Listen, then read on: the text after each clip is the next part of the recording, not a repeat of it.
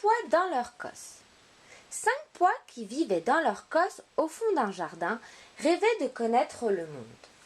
Un jour, un enfant cueillit la cosse, l'ouvrit et mit les petits pois dans la tige de son fusil de sureau. Il tira et les petits pois ravis s'envolèrent un à un. Le dernier atterrit sur le toit moussu d'une maison. Sa chute fut amortie par une couche de terre molle et humide. Au bord de la fenêtre d'une mansarde, où se reposait une petite fille malade, Griselda. Sa mère, une veuve courageuse, travaillait dur tout au long du jour, mais gagnait à peine de quoi subvenir à leurs besoins. Un jour, réunissant ses maigres économies, elle fit venir un médecin. Après avoir examiné la fillette, celui-ci prescrivit de la bonne nourriture et un peu de distraction. Pour commencer, il demanda à ce que le lit de la petite malade soit poussé près de la lucarne, afin qu'elle pût regarder dehors. Puis il partit, refusant l'argent de la consultation, car c'était un homme bon et généreux.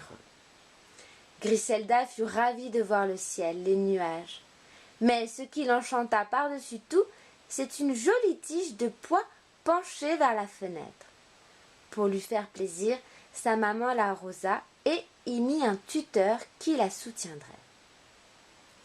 Chaque matin, Griselda contempla son amie la plante, qui poussait tranquillement et s'enroulait autour de son tuteur. Elle l'applaudit à la naissance de la petite feuille verte, et quand le rameau se couvrit de fleurs, sa joie fut immense. Bientôt Griselda retrouva l'appétit.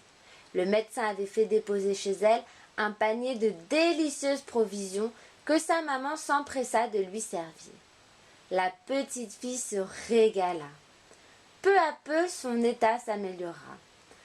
Un soir, le vieux médecin, qui venait lui rendre visite, s'étonna de l'entendre fredonner un air. Sa bonne mine le réjouit. Griselda le remercia chaleureusement pour la nourriture qu'il avait fait porter et lui présenta sa petite plante autour de laquelle virevoltaient parfois des papillons, des abeilles, des coccinelles. Elle avait hâte de se lever pour pouvoir elle-même arroser son amie à la parure délicate. Le docteur constata avec satisfaction que Griselda était guérie. La maman de celle-ci l'assura de sa reconnaissance pour ses bienfaits. « Je n'étais pas seul, protesta-t-il. Ce frère rameau entêté à survivre a distrait Griselda et lui a donné l'exemple du courage. » L'enfant reprit rapidement des forces et put bientôt retourner à l'école. Le bon docteur procura un nouvel emploi à sa mère.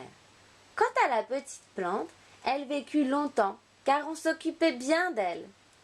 Elle passait l'hiver à l'abri, dans la mansarde, et l'été au bord de la fenêtre.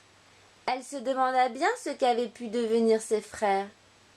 La bise lui apprit qu'ils avaient tous fini dans le jabot d'un pigeon.